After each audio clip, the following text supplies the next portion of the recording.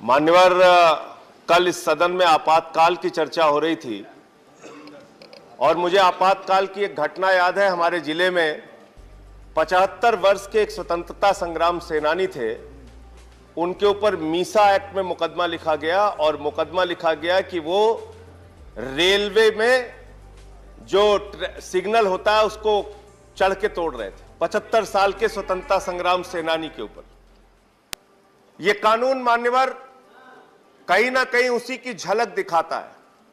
आप इस देश में फिर से एक बार आपातकाल लाना चाहते हैं, तानाशाही की व्यवस्था लाना चाहते हैं और एफआईआर की बात आप कर रहे हैं। मान्यवर, इन लोगों ने कैसे कैसे लोगों पे एफआईआर की। राजदीप सरदेसाई एक वरिष्ठ पत्रकार है मान्यवर, उन पे एफआईआर कर दी। बिल पर अच्छा श्याम मीरा सिंह एक पत्रकार है मान्यवर, उन पे एफआईआर कर दी। कृपया बिल पर बोले। बिल पर मैं कानून के दुरुपयोग पे बोल रहा हूं सर। त्रिपुरा में जांच करने के लिए, घटनाओं की जांच करने के लिए वकील गए मान्यवर, उन पे इन लोगों ने एफआईआर कर दी, यूएपीए लगा दिया। कानून के दुरुपयोग की अगर बात करें मान्यवर, एक दिन में 9 एफआईआर मेरे खिलाफ उत्तर प्रदेश में हुआ। 9 एफआईआर। कृपया बिल पर बोले। राष्ट्रद्रोह का मुकदमा लिखा इन लोगों ने, राष्ट्रद्रोह का मुकदमा 21 मुकदमे लिखे। आप आज खुश हो सकते हैं, खुश होइए, कानून बनाइए, आपके पास संख्या है, आप बनाएंगे। लेकिन कल जब आप सत्ता में नहीं रहेंगे, मेरे वाक्य को याद रखिएगा, इन्हीं कानूनों का आपके खिलाफ दुरुपयोग होगा। जैसे आपातकाल का रोना आज तक रो रहे हो ना आप, ऐसे ही रोना रोगे जब यही कानून आपके खिलाफ होगा। और मैं एक चीज और कहना चाहता हूं मान्यवर, आप सारी जानकारी रख लीजिए किसी अपराधी के बारे में, उसके बाद वो भाग जाता है हिंदुस्तान छोड़ के। 20,000 करोड़ रुपए नीरव मोदी लेके भाग गया, 10,000 करोड़ रुपए विजय माल्या लेके भाग गया, 6,000 करोड़ रुपए नितिन संदेशरा लेके भाग गया।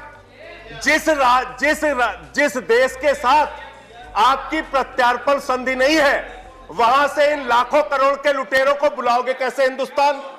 कैसे बुलाओगे आप? मैंने एक सुझाव सदन में दिया था और माननीय गृह मंत्री जी हैं यहां पे, मैं चाहूंगा आप वो संशोधन कीजिए, कानून लाइए इस देश में, जिसके पास 50 करोड़ से ज्यादा का कर्ज हो उसका पासपोर्ट जब्त करके रख लीजिए, हिंदुस्तान छोड़ के भागने नहीं पाएगा। आप वो करना नहीं चाहते, आपको पकड़ना है विपक्ष के नेताओं को बिल पर। लेकिन एक बात और कह रहा हूं मानवर, एक बात कह के खत्म कर रहा हूं अपनी बात। जितना समय उतना तो बोलने दीजिए, बोलिए प्लीज। जितना समय उतना तो बोलने दीजिए। बोलिए आप। ये इस बिल से कुछ करेंगे नहीं करेंगे मान्यवर, सबका साथ सबका विकास जरूर करेंगे, सबका विकास करेंगे और अलग अलग राज्यों में अलग अलग विकास देखने को मिलेगा। गुजरात में किसी टीएमसी वाले नेता पे एफआईआर होगी तो गुजरात में विकास करेंगे।